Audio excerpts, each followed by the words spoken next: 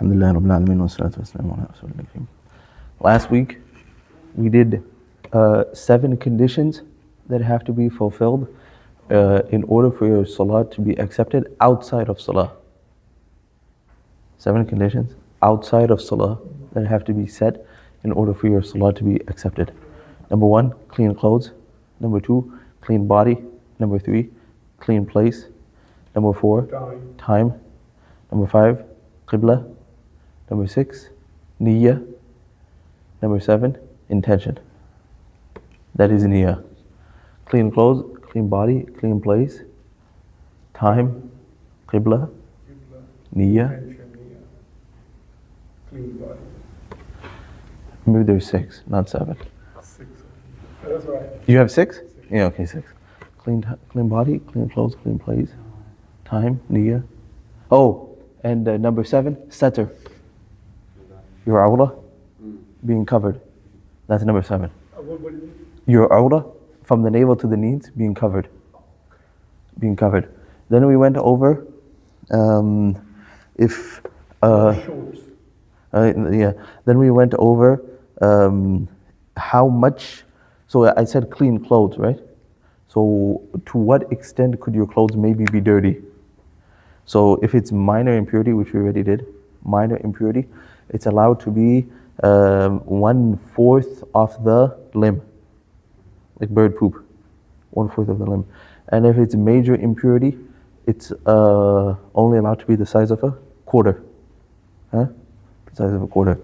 When it comes to your awrah, your satr, for the ahnaf, it is below the knee to below the belly button.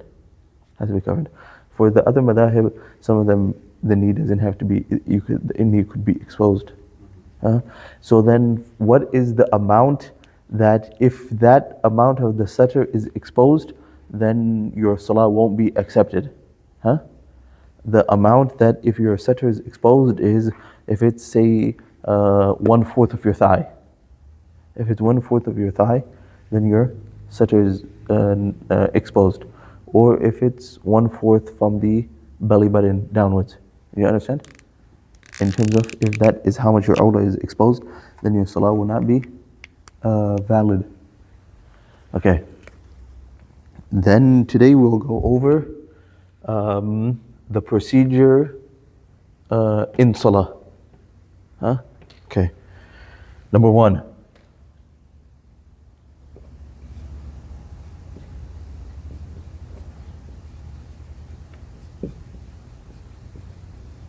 Is what we call takbir al-tahrimi. It is the beginning takbir when you first say Allahu Akbar. This is a farad of salah, meaning a rukn of salah. Meaning if this is not complete, then your salah is not complete. If takbir al-tahrimi is not complete, then your salah is not complete. Now, a majority of people's mistakes in takbir al-tahrimi start with how they lift the hands.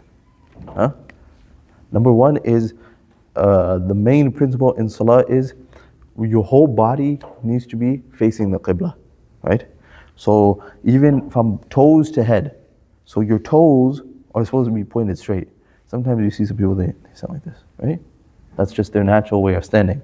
But technically that's a little incorrect because their feet are not pointed towards qibla. Okay, so your whole body is, even when you sit, you know you turn your toes inward. You're turning your toes inward to face qibla. Okay, so when you are doing your takbir tahrimi, then you see some people they go like this. But now your palms are also not facing qibla. The whole time when you're in salah, your palms face qibla. Make sense?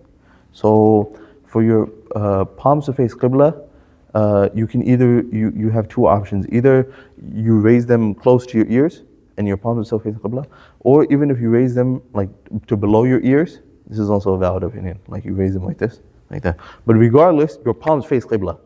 That's 100%, the whole time. You can't do this. No, there's no turning of the palms inwards, or like this. No, palms are from standing position, the palms are always facing qibla. It's never, they rotated. They always face. They always face. So if you've been doing like this, your prayer is not accepted?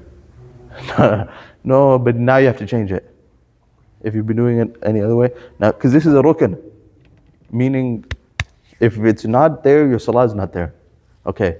Another thing is, even if you are,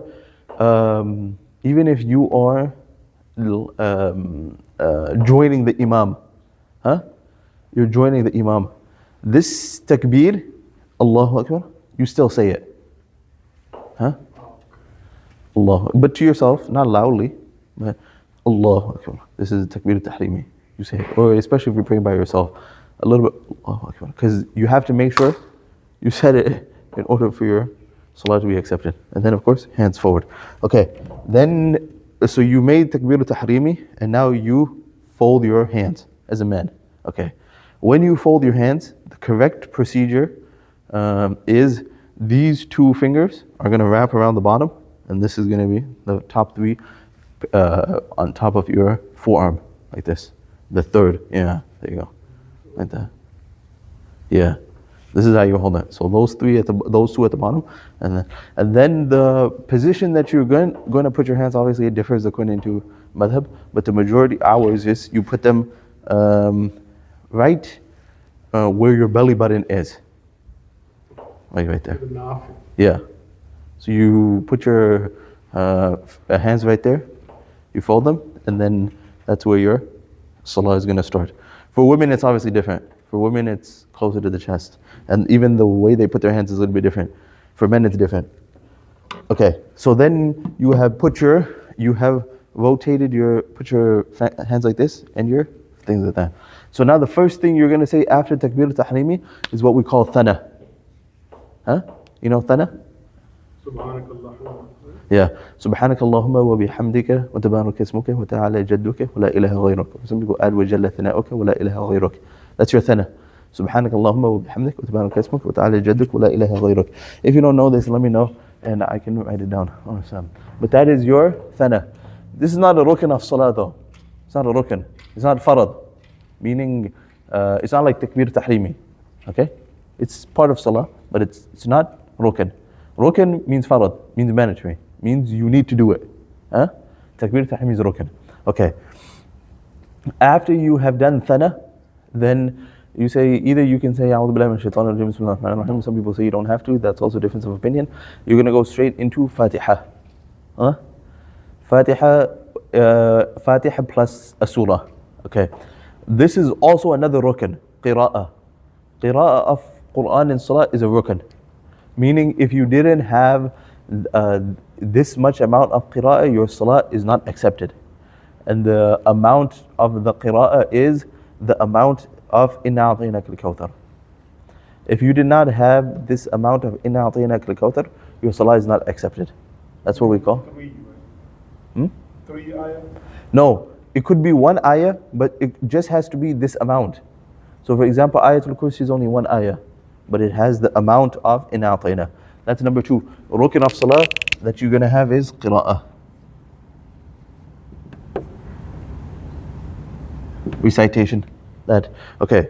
Now your qira'ah is going to be different based on if it's a farad or non-farad salah. Huh? So if you have two different salahs, we're going to put both 4 rakat farad and 4 rakat nafal. In a 4 rakat nafal, in all 4, you're going to recite Fatiha plus surah. In all 4. And if it's a 4 rakat farad, then in the first 2 you recite Fatiha and surah, and in the last 2 you just recite Fatiha. This is qira'ah in nafal and farad. Okay. So you have recited your qira'ah. After you have finished qira'ah, then you go into ruku'. Huh? With Allahu Akbar. In ruku', Sunnah is not mandatory. It's not a rukn, no. It's not one of the main rukns. Okay. Your salah is made up of a few things. Huh? You have things that are mandatory, which means if you didn't have them, you have no salah. For example, takbir and qira'ah. Then you have some things which are wajib, which means if you missed, you have to make sujood sahwi. Huh? If you did not make sujood sahwi, your salah is also not accepted. But you cannot make sujood sahwi for one of these. There's more, but we're just going through them like this. Huh? So your sujood sahwi has to be for other things. Okay. So you go into ruku', okay? Then when you go into ruku', what you recite is Subhana Rabbiyal Azim. Subhana Rabbiyal Azim. 3, 4, 5, 7 times, whatever. Subhana Rabbiyal Azim. Then you come up, Sami Allahu liman hamida. That means Allah hears the one who praises Him. Sami Allahu liman hamida when you come up. All your movements, by the way, are corresponding as you say it. So you don't say, you don't come up and say Sami Allahu liman hamida. It's like Sami Allahu liman hamida. Huh? It's as you're moving, then you're saying it. Not you moved and then you said it. Huh? Or when you say Allahu Akbar to go down or whatever, it's you say it as you're moving. Okay. So you came back up. Okay. So you were here, then you came back up. Sami Allahu liman hamida. You said Rabbana wa lakal hamd. This position, this is a wajib of salah. So you're here, then you came up. Now, if you don't spend enough time here, huh? If you don't spend enough time here, this is what's referred to as what we call, on the other side, this is farad, rukn. On wajib, you have what's called ta'dilul arkan. Ta'dilul arkan meaning you gave each position its due time. You gave each position its due time. If you did not give each position its due time, you broke a wajib of salah, which means you have to make sujood sahwi. The 2 times majority for people it happens is one is when they're in ruku', okay, and then they come up and they go straight to sajda, but they did not give this position its due time. Another thing is when they went down and then they were coming up from sajda, they go Allahu Akbar, and then they're right back down. So he did not give this position its due time. If he did not give this position its due time, that's part of ta'dil al-arkan, which means you had to make sujood sahwi in order for it to be corrected. That makes sense? What's the due time? I know that. Oh, the due time is the amount that it's going to say for you to say 3 Subhana Rabbiyal A'la or Subhana Rabbiyal Azim. That duration that it takes to say 3 is giving its position its due time. And for the qiyam, how long is that? Oh, for the qiyam, it's enough time to recite Fatiha plus your surah. No, I'm coming back from ruku'. Oh yeah. Qiyam, That's same. The same. I have to say 3 Subhana Rabbiyal Azim. No. Not that you say 3 Subhana You Rabbiyal don't say Azim. it, but the time. The time. Okay. So when you come up, you're going to say Rabbana wa lakal hamd. Right. Huh? So the time that you spend saying Rabbana wa lakal hamd and coming into this standing position should be the same amount that a person could have said Subhana Rabbiyal A'la 3 times. Okay. Make sense? Yeah. Okay. So you come up from from ruku'. Now another thing is, when you're in ruku', the proper position of ruku' is that your back is supposed to be as flat as possible. Huh? And number 2 is, in different positions of salah, your fingers are also a little bit different. So when you are making takbir, your fingers are neutral, right? When you are in ruku', your fingers are supposed to be widespread. Okay, that makes sense. And when you go into sajda, you keep your fingers a little bit closer. Huh? So when the back is straight as possible, that's only for men. Is it different for women? Yeah. Right now we're just doing it for men.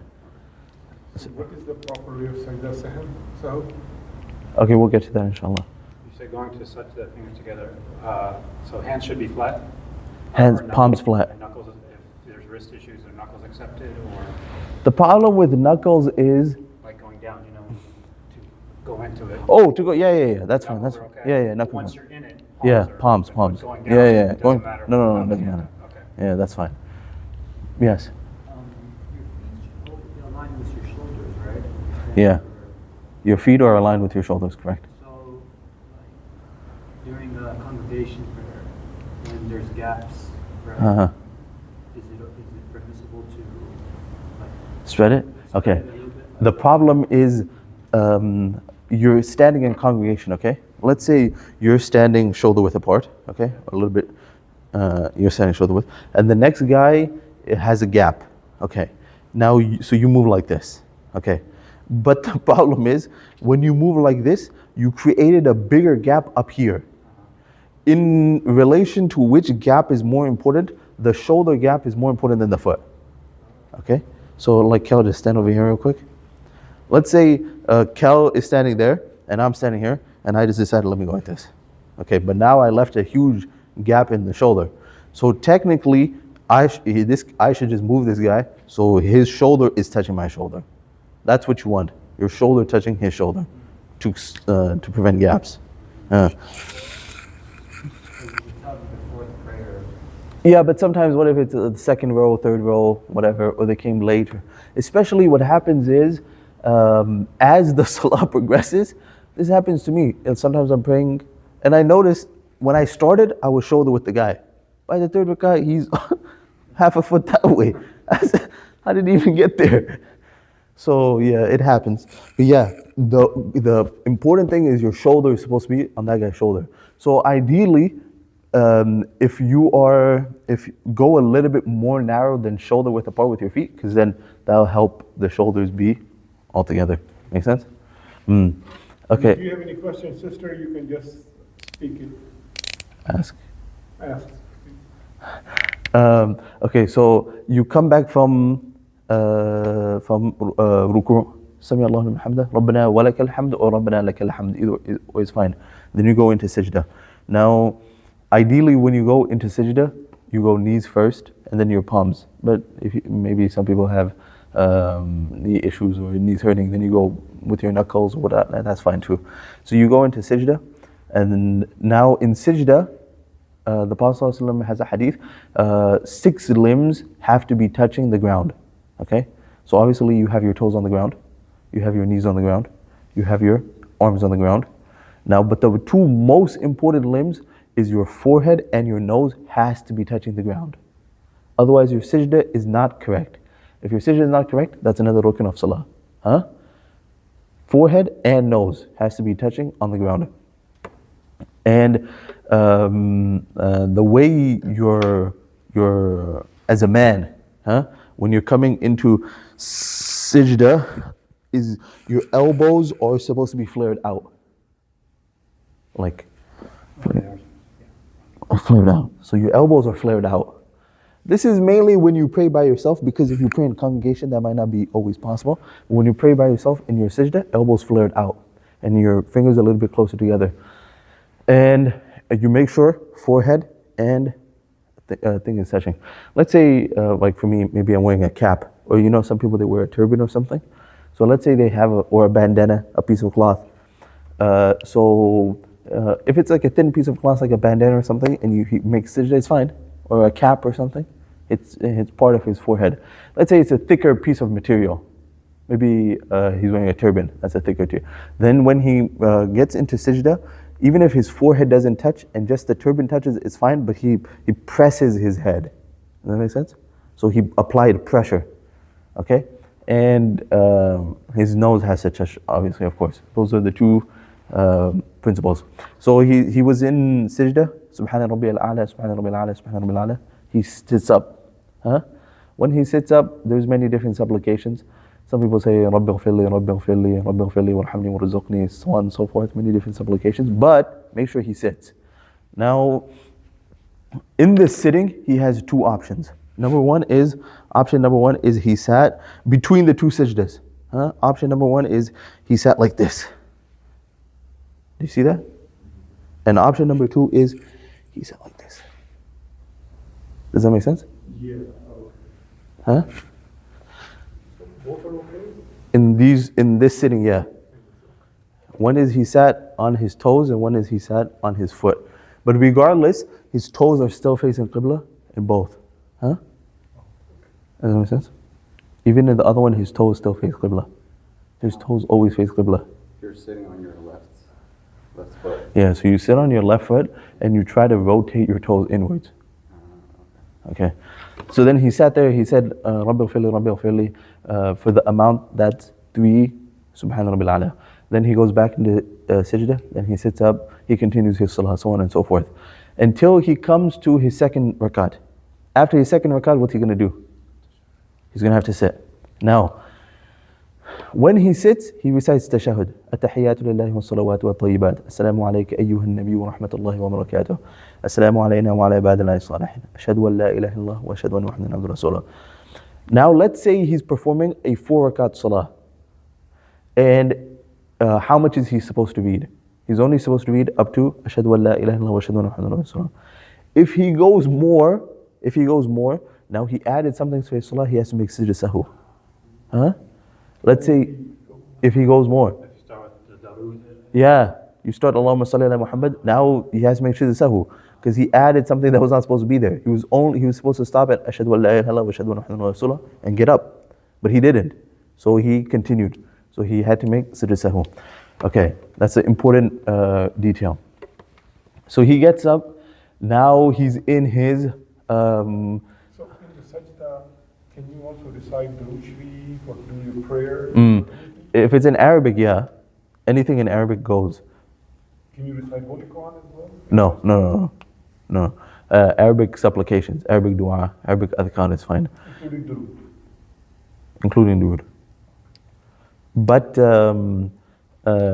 it's better to keep those to prayers outside of your farad. Ideally, the Hanaf like to keep their farad as restricted as possible.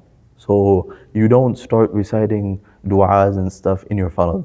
They say do that in nafil, tahajjud, whatever. But farad, just try to make it subhana rabbil a'la, that's it. Not that you're making du'as. Okay, then he stands up, and if it's a 4 rakat farad, he's only going to recite Fatiha. Let's say he adds a surah, now sujood sahu. Or if it's a 4 rakat nafil, then he's going to make Fatiha and a surah. 4 rakat, Fatiha and a surah. Then he finishes. Okay. Now the procedure in order for him to make sujood sahu. For different schools of thought, it's a little bit different. For us, it's very simple.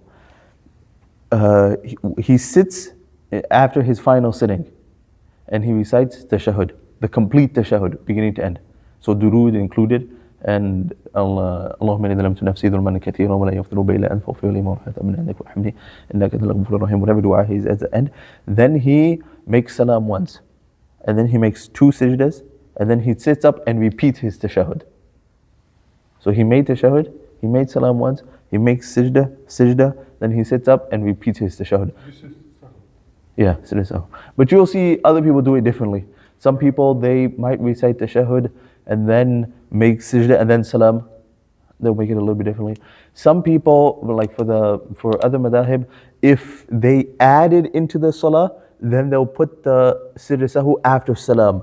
And if they took something out of the salah, then they'll put the sujood sahu before salam. So different scholars have given different opinions. and if it's just the same. It's the same no matter what. You give it two sujood sahus after 1 salam. This is how you do it every time. But different, you might see people do it differently. I'm just explaining why you might see them do it differently. Now, Can you explain it again? So you basically, towards the end of your namaz. the end, not towards the end. You're doing You tashahhud. haven't done the salam. You did 1 salam. Okay. You make 1 salam, and then you make 2 sujood sahus. And then you sit up and repeat the tashahhud again, and then make 2 salam. Uh-huh. Now let's say you are behind the imam, and you made a mistake. You are behind the imam and you made a mistake. If you are behind the imam and you make a mistake, you don't do anything, because your salah is on the basis of the imam. So let's say hypothetically, you were reciting tashahhud after 2 rakats and you recite the whole thing. If you were praying by yourself, now you have to make sujood sahu. But because you're praying behind an imam, you don't. It's okay. You just leave it. But let's say the imam makes a mistake and he makes sujood sahu, now you also have to make it. That makes sense? Your mistake does not fall on him, but his mistake falls on you. So let's say he does something that nullifies his salah, your salah is also nullified. Everyone's salah is nullified. Okay. Any questions? Mateen? Okay. So what's exactly, so you do 1 salam and then you do 2 sajdas and then you do at-tahiyyat again, right? Yeah. You recite just the whole at-tahiyyat. Had to hear it again. No Durood Sharif. Durood Sharif too. And then you do And then salam again. Yeah. Okay. This is how all the salahs are going to be prayed except for witr. Witr is going to be different. Your witr after Isha, before Fajr, is going to be a little bit different. Again, each school of thought will pray their witr a little bit differently, but according to us, we pray it like this. You prayed 2 2 rakats normally. Fatiha and a surah. Fatiha and a surah. Then you sat. And you only read tashahud, no durud. Then you stand up and you read Fatiha and a surah again. Another surah, Fatiha and surah. And then you raise your hands for takbir again. Takbir, fold your hands and recite the qunut. اللهم إنا نستعينك ونستغفرك ونؤمن بك ونتوكل عليك ونثني عليك الخير ونشكرك ولا نكفرك ونخلع ونترك من يفجرك اللهم إياك نعبد ولك نصلي ونسجد إليك نسعى ونخفض ونرجو رحمتك ونخشى عذابك إن عذابك بالكفار ملحق. You recite qunut and then you finish the salah normally. Is that mandatory? Qunut? Yeah. The dua. It's not mandatory, rukn. It's mandatory if you miss it, sir sahu. Like wajib, not falat. Okay. But different madhab, obviously, some of them have it a little bit differently than us, but this is how we pray this witr. Now, the main thing is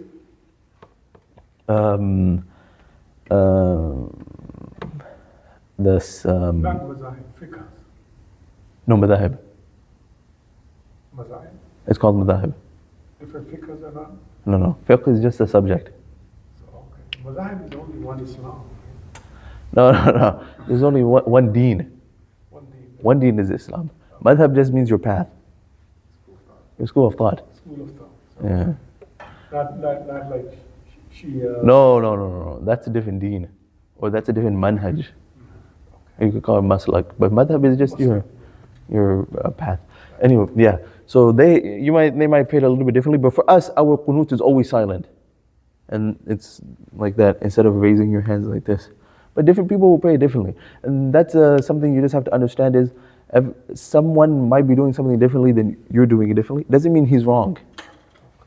Huh? But he's correct to him and you're correct to you. It's just a little bit differently. The companions radiallahu anhum did things differently too.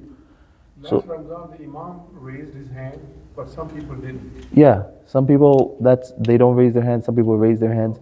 This is all based on a hadith. In that instance, are we not to follow the Imam, whatever method they do for the Oh. Let's say, this is kind of a detailed question. Yeah. Let's say what happens is, you're a Hanafi and you're praying behind an Imam who might be Shafi'i. So his qunut is loud. Right. If you speak to a person who's a very strict Hanafi, very strict, he's going to say, don't pray the witr with the Imam. Just pray the witr by yourself. Because you finish Tarawih with him, why are you going to pray? You don't have to pray witr with him. You could go home and pray witr. Another Hanaf scholar will say, pray witr with the Imam and stand for the qunut, but after the Imam's done, add a rakat. So it's 4 instead of 3. So you didn't do witr. You just prayed 4 rakat nafil. Huh? And then do your witr later. So different scholars will say different things. But the only problem is one way. The only problem is when a Hanafi prays behind a Shafi. Because if a Shafi prays behind a Hanafi, everyone's witr is accepted. That's how the Hanaf, they made their madhab. Every opinion we have, if any other school of thought followed it, it's valid in theirs. But for us, we're not their opinion is not valid to us. So for example, Asr time. Asr time for the Hanaf is at late, 6 o'clock. And the Shafis say Asr time comes in at 5. If a Hanafi prays at 5:30, he couldn't pray Asr. It's not time, right? Because his came in at 6. But if a Shafi prays at 6, his time came in at 5. It's valid anyway. So even in witr, if the guy is leading it like how the Hanafis pray, everyone's is fine. Shafi, Maliki, Hanbali. But if he's praying it according to the Shafi, the Hanafis are like, well, ours does not count. So some say don't pray, some say pray, add a rakat. That's it's as you see fit. But don't, it shouldn't be like a rift, a problem. That's what you don't want, like a separation or something. Any of the sisters have any questions? Is it? Oh, so.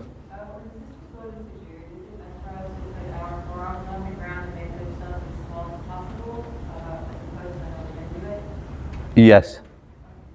Inshallah, we'll do the sister Salah maybe next week or one of these weeks, inshallah. Yeah. What if you just read and then you don't remember if this is the third one or this is This is a good question. Okay, it's a 4 rakat salah, okay? You stood up. You stood up. You were not sure, did I pray 3? Did I pray 4? Did I pray 3? Did I pray 4? If this is the first time it's ever happened to you, you break your salah and you repeat and start again. It's the first time it happened. You didn't know, did I pray 3? You know you're at 50-50. Did I pray 3? Did I pray 4? You're at 50-50. You break your salah and you repeat it. If it's the first time it ever happened. But it doesn't, if it's more than one time. Yeah, wait. I'm saying the first time it's ever happened, you repeat it. Okay. Now it's something that's continuously happening. The way it goes is like this. You stand there, you're standing there. Did I pray 3? Did I pray 4? Did I pray 3? Did I pray 4? And you think to yourself, I'm pretty sure I prayed 3. I'm pretty sure I prayed 3. Which means okay, let me just write these terms down. One, what is called? Sometimes I'm pretty sure on both sides. Wait. I'll get to it. Clean equals 100%.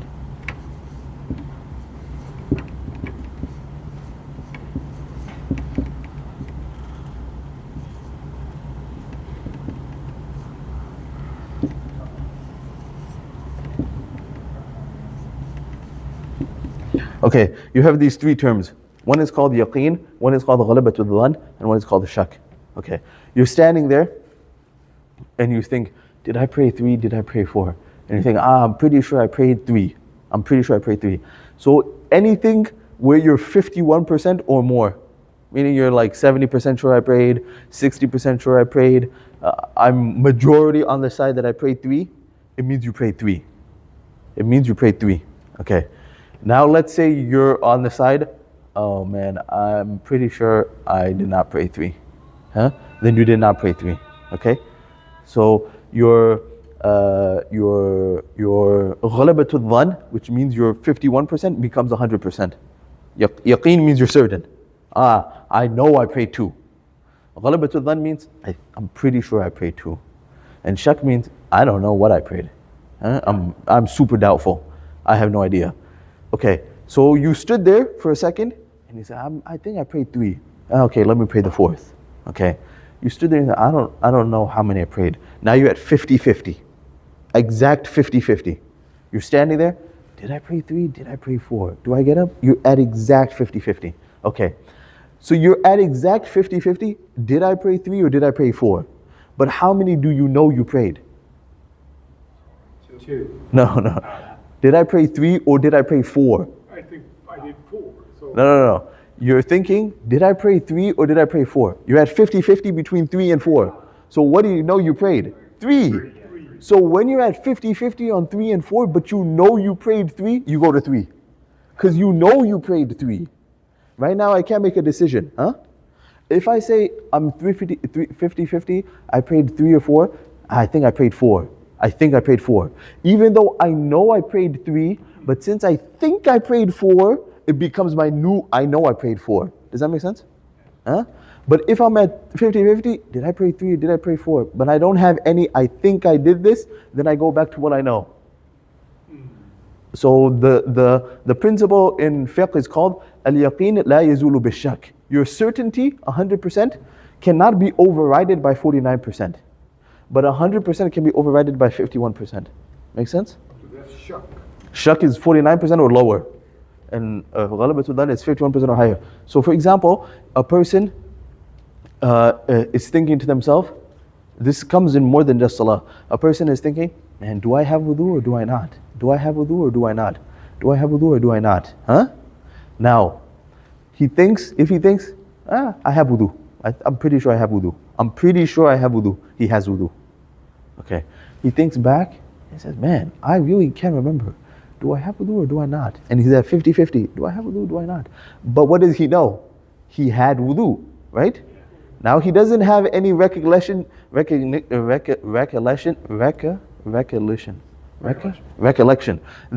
he has broken this wudu. He doesn't. But he knew he made wudu.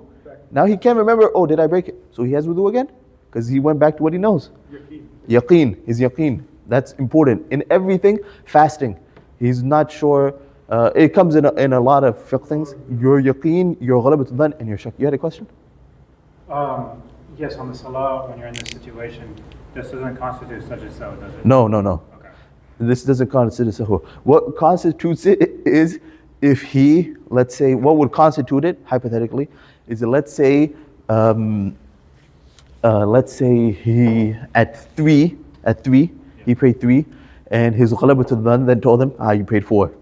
So he sat, and now he was reciting tashahhud, and he said, oh wait, I did not pray 4.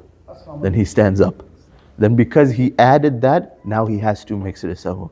That's what would constitute it. Now, this comes into a very important aspect. What happens if his ghalabat al-dhan told him, you prayed 3. So he got up and he prayed 4. Because his ghalabat al-dhan told him, I prayed 3. He got up and he prayed 4.